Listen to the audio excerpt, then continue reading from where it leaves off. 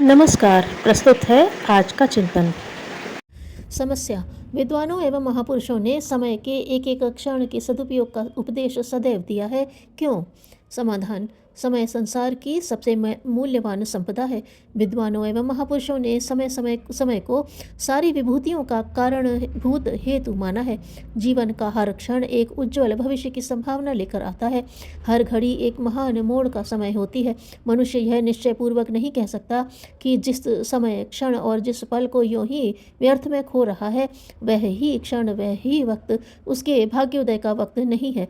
क्या पता जिस क्षण को हम व्यर्थ समझकर बर्बाद कर रहे हैं, वह ही हमारे लिए अपनी झोली में कोई सुंदर सौभाग्य की सफलता लाया हो। सबके जीवन में एक परिवर्तनकारी वक्त आया करता है, किंतु मनुष्य उसके आगमन से अनभिज्ञ रहा करता है। इसलिए हर बुद्धिमान मनुष्य हर क्षण को बहुमूल्य समझकर व्यर्थ नहीं जाने देता। कोई भी क्षण व्यर्थ न जाने देने से निश्चय ही वह क्षण हाथ से छूट कर नहीं जा सकता, जो जीवन में वांछित परिवर्तन का संदेशवाहक होगा। सिद्धि की अनिश्चित घड़ी से अनभिज्ञ साधक जिस प्रकार हर समय लौ लगाए रहने से इसको पकड़ लेता है, ठीक उसी प्रकार हर क्षण को सौभाग्य के द्वार खोल देने वाला समझकर महत्वाकांक्षी कर्मवीर अपने जीवन के एक छोटे से क्षण की उपेक्षा नहीं करता और निश्चित ही सौभाग्य का अधिकारी बनता है। हर मनुष्य को समय के छोटे से छोटे क्षण का मूल्य और महत्व समझना चाहिए। जीवन का समय सीमित है और काम बहुत है। अपने से लेकर परिवार, समाज एवं राष्ट्र के उत्तरदायित्वपूर्ण कर्तव्यों के साथ मुक्ति की साधना तक कामों की एक लंबी श्रृंखला चली गई है। कर्तव्यों की इस अनिवार्य परंपरा को पूरा किए बिना मनुष्य का कल्याण नहीं। इतने विशाल कर्तव्य क्रम को मनुष्य तभी पूरा कर सकता है जब जीवन के एक एक क्षण, एक एक पल और एक एक निमेष को सावधानी के साथ उपयोगी एवं उपयुक्त दिशा में प्रयुक्त करे। जीवन में उन्नति करने और सफलता पाने वाले व्यक्तियों की जीवन गाथा का निरीक्षण करने पर निश्चय ही उनके इन गुणों में समय के पालन एवं सदुपयोग को प्रमुख स्थान मिलेगा, जो जीवन की उन्नति के लिए अपेक्षित होते हैं। पुस्तक समय का सदुपयोग, पृष्ठ 21-22। समस्या। क्या उपवास से मानसिक और आत्मिक स्वास्थ्य में भी लाभ होता है? समाधान। स्वास्थ्य, आरोग्यता, दीर्घायु के अतिरिक्त आध्यात्मिक दृष्टि से उपवास का विशेष महत्व है। शरीर की शुद्धि होने से मन पर भी प्रभाव पड़ता है। शरीर और मन दोनों में परस्पर घनिष्ठ संबंध है। जब हमारा पेट भरा होता है तो दृष्टि भी मैली हो जाती है, मन में कुविचार आते हैं, दुर्बल वासनाएं उद्दीप्त हो उठती हैं, मानसिक विकारों में अभिवृद्धि होती है। राजसी भोजन से श्रृंगार रस की उत्पत्ति होती है और काम, क्रोध, रोग आदि रिपु प्रबल हो उठते हैं। संपूर्ण पाप की जड़ अधिक भोजन, विशेष राजसी कामोत्तेजक भोजन करना है। जब हमें भोजन खान पान से छुट्टी मिलती है और ये झंझट दूर हो जाते हैं, तब चित्त वृत्ति अच्छी तरह उच्च विषयों पर एकाग्र हो पाती है। हमारी आंतरिक वृत्ति पवित्र एवं निर्दोष होती है। ब्रह्म में वृत्ति लीन करने के लिए उपवास सर्वोत्तम उपाय है। ऐसा प्रतीत होता है कि जिन व्यक्तियों ने ब्रह्मानंद का वर्णन किया है, वे अवश्य ही उपवास परायण रहे होंगे।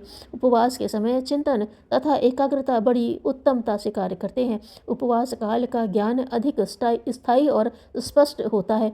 ज्ञान प्रायः भोजन के बोझ से दब जाता है, किंतु भोजन से मुक्ति दिलाने पर स्पष्ट, निर्विकार और स्थायी बनता है। उपवास में बहुत सी नीच वृत्तियां क्षीण हो जाती हैं, अंतर्दृष्टि पवित्र बनती है, वृत्तियां वश में रहती हैं, धर्म बुद्धि प्रबल बनती है, काम, क्रोध, लोभ, मोह, मद, ईर्ष्या आदि षट रिपु क्षीण पड़ जाते हैं।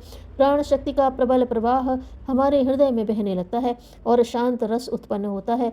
उपवास से इंद्रियों का नर्तन, वृत्तियों का व्यर्थ इधर उधर बहक जाना और एकाग्रता का अभाव दूर हो जाता है। ईश्वर पूजन, साधना और योग में चमत्कारिक सफलता के लिए उपवास भी एक अमोघ औषधि है। यही कारण है कि हमारे महापुरुष भी अतीत काल से उपवास को मानसिक एवं आत्मिक स्वास्थ्य के लिए अपनाते रहे हैं। पुस्तक पवित्र जीवन, पृष्ठ 11-12। समस्या। आत्मविश्वास की वृद्धि के लिए हमें किस प्रकार प्रयत्न करना चाहिए? समाधान। आत्मविश्वास की वृद्धि के लिए उत्तरदायित्वों एवं जिम्मेदारियों का स्वागत कर उन्हें स्वीकार करने की आवश्यकता है। प्रत्येक जिम्मेदारी के लिए पूर्ण लगन और श्रम से कार्य करके उसे सफल बनाने का प्रयत्न करते रहना आवश्यक है। छोटी छोटी जिम्मेदारियों को पूरा करते ही मनुष्य में आत्मविश्वास की नींव मजबूत होने लगती है। जिस उत्तरदायित्व को ग्रहण करने का अवसर आए, उसे सहर्ष ग्रहण किया जाए। उससे बचने की, घबराने की वृत्ति आत्मविश्वास को नष्ट करती है। विभिन्न जिम्मेदारियों को पूरा करते हुए ही मनुष्य महत्वपूर्ण कार्यों को संपादन करने की क्षमता और आत्मविश्वास प्राप्त करता है। जीवन में जो आदर्श निश्चय किए जाएं, जो आकांक्षाएं बनाएं, उन्हें जी जान से तत्परता से पूर्ण करने का प्रयत्न किया जाए। छोटी छोटी सफलताओं से ही मनुष्य का आत्मविश्वास बढ़ता है। किसी भी क्षेत्र में दृढ़ निश्चय और प्रयत्न से सफलता किसी न किसी मात्रा में अवश्य मिलेगी, जिससे आत्मविश्वास जागेगा। खासकर जिन बातों में मनुष्य को डर, संदेह, घबराहट महसूस हो, उनमें तो प्रयत्नपूर्वक हाथ डालना आवश्यक है, क्योंकि आत्मविश्वास के ये प्रबल शत्रु हैं। अंधेरे में डरने वाले यदि प्रयत्नपूर्वक अंधेरे में जाएं तो उनका अंधेरे का डर दूर हो जाए। जिस काम में हाथ डालने से दुर्बलता के कारण हिचकिचाहट हो, उस काम को अवश्य किया जाए। जीवन में थोड़ी बहुत गलतियां एवं असफलता होना भी स्वाभाविक है। उनको सदा के लिए भुला देना ही श्रेयस्कर है। पिछली भूलों की उपयोगिता तो इसी में है कि उनसे अनुभव प्राप्त कर भविष्य में वैसा न किया जाए। असफलताओं और भूलों का चिंतन दिनों दिन आत्मविश्वास को नष्ट करता है।